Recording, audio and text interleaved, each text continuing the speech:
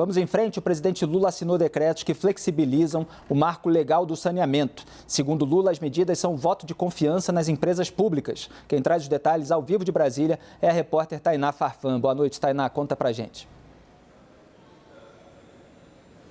Oi, Felipe. Excelente noite para você e para quem acompanha a gente aqui na CNN. O presidente Lula assinou 2 decretos hoje aqui no Palácio do Planalto, na presença de ministros e de governadores.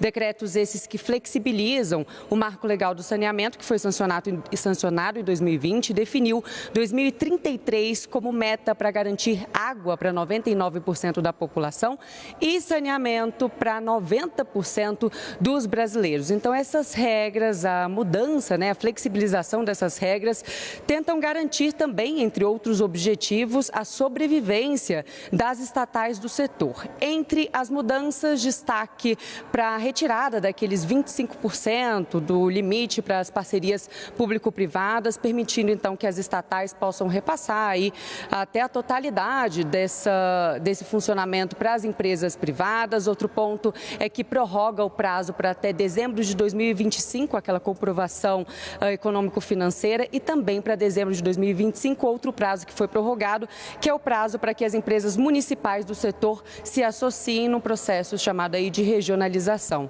De acordo com governadores que participaram desse encontro, com quem a gente conversou, essas mudanças foram vistas em geral com bons olhos, porque podem ajudar aquelas cidades menores a conseguirem aí acesso, a saneamento e a água, enfim, a esse processo aí, que são essas metas que são estabelecidas no marco legal do saneamento. Lula chegou a discursar nesse encontro e ele falou que é uma oportunidade, uma confiança nas empresas públicas para que elas prestem esse serviço de atendimento de saneamento. A gente vai ouvir agora um trecho do que disse o presidente Luiz Inácio Lula da Silva. Olha só.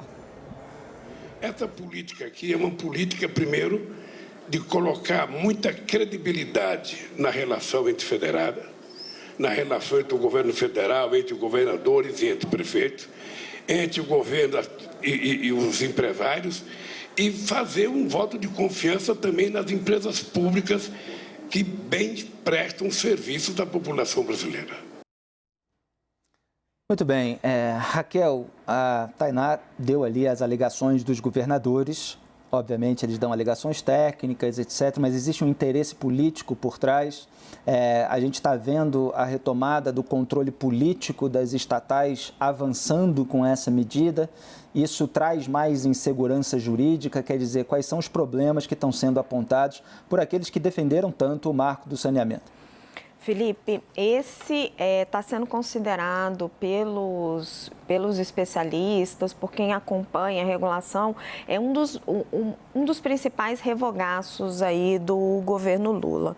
Porque, na prática, você está acabando com o marco do saneamento. No momento em que você dá mais prazo para a empresa estadual se adaptar e você dá financiamento público para ela, você está tirando qualquer estímulo para que ela seja privatizada. E você está afastando um investidor privado desse mercado e estava sendo aguardado um montante enorme de financiamento. Por que isso está sendo feito? E o ministro Rui Costa, o ministro da Casa Civil, quando era governador da Bahia, era um dos principais opositores à ideia do marco do saneamento. Os governadores, eles são muito contrários ao marco e batalharam muito para que ele não fosse aprovado no Congresso, e ele acabou sendo aprovado. Porque as empresas de saneamento, elas são instrumentos políticos muito relevantes. Elas têm uma capilaridade enorme, elas chegam em todos os municípios, elas são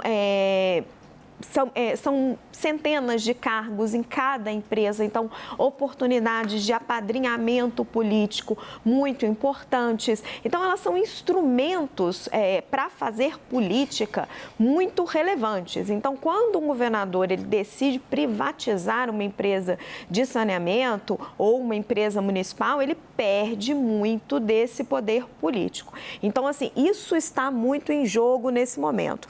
E tem também um interesse privado nessa questão. Quando você privatiza ou quando você faz uma concessão, por exemplo, a exemplo do que foi criado lá no governo Fernando Henrique, você estava atraindo para esse mercado o que a gente chama dos investidores internacionais, os investidores mais institucionais. Então, você tinha empresa como a Brookfield, empresas, fundos internacionais que são acostumados a trabalhar nessa área de saneamento. Quando você opta pelas PPPs, e aí as PPPs partilhadas, PPPs de longo prazo, a gente tem que ver se é o caminho que o governo Lula realmente vai adotar, você acaba atraindo as empreiteiras, porque aí elas montam aqueles consórcios e elas têm maior facilidade, vamos colocar assim, de conversar com os políticos e de lidar com eles nesses contratos de longo prazo. Na prática, a gente precisa sempre olhar para a experiência do passado e para a prática. O que acontecia lá atrás, hoje até uma pessoa me citava a experiência de Águas de Paraty, na cidade de Paraty, que era uma concessionária que tinha uma grande empreiteira envolvida. Na prática, quando você muda esse modelo de negócio, voltam as empreiteiras brasileiras e se afastam esses fundos internacionais. Então, assim, são diversos interesses em jogo e é um retrocesso muito grande. Hélio, a Raquel colocou aqui no final a palavra retrocesso. Você vê dessa forma também? É um enorme retrocesso, Felipe. É uma vergonha essa narrativa do governo de que isso é uma melhora para a universalização dos serviços. É completamente uma falácia. Em primeiro lugar, entendamos aqui a situação do Brasil. Quase metade dos municípios, quase metade dos brasileiros não tem acesso a esgoto. A gente está em situação pior do que o Império Romano de 2000 anos atrás.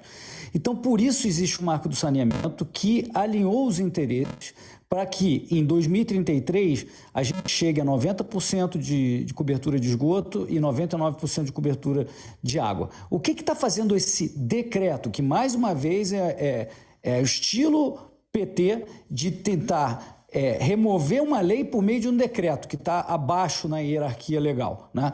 Então, vamos lá. 2 pontos importantes desse decreto. Em primeiro lugar, ele está querendo dar um fôlego de mais 2 anos às empresas que não conseguiram demonstrar capacidade econômico-financeira para fazer os investimentos necessários para cumprir a universalização. Elas já tiveram 2 anos e não demonstraram, o que significa que, se você está dando mais 2 anos, a meta de universalização vai andar para frente. E você vai continuar comprometido com uma empresa que já foi demonstrado que não tem capacidade econômico-financeira. Esses municípios que hoje estão sendo atendidos por essas empresas poderiam já estar fazendo agora uma licitação para substituir essa empresa que não tem capacidade. Mas não, o governo quer manter empresas que não tenham capacidade. Esse é o primeiro ponto perigosíssimo. Segundo ponto dessa lei é que o marco previu a possibilidade do Estado, cada Estado, determinar regiões metropolitanas, e aí o poder concedente vem para o nível estadual e não o nível municipal. Mas o entendimento de todo mundo é que, quando isso ocorre, como foi, por exemplo, no Rio, que a SEDAI foi privatizada nesse modelo, né? A região metropolitana do Rio passou, então, para o poder concessionário, sendo o Estado do Rio de Janeiro, e aí se fez uma licitação que culminou em privatização. Mas se entende que precisa ter uma licitação. O que a Paraíba fez mesmo antes desse decreto? Ela determinou no nível estadual uma municipalização agregada, que é essa zona metropolitana. Só que aí, ela, ao invés de licitar, Felipe, ela já passou contratualmente, sem licitação, para a sua empresa estadual, que é justamente uma perversão desse modelo. E o que esse decreto fez? Ele sacramentou essa política, dizendo que, então, os estados podem assinar contratos sem licitação, tomando até de privados que poderiam estar atendendo aqueles municípios que foram abarcados nessa área metropolitana, e passando de novo para a empresa estatal. Isso é um completo absurdo, Felipe. Isso, sem dúvida, não ajuda na importantíssima universalização dos serviços que o Brasil tanto precisa.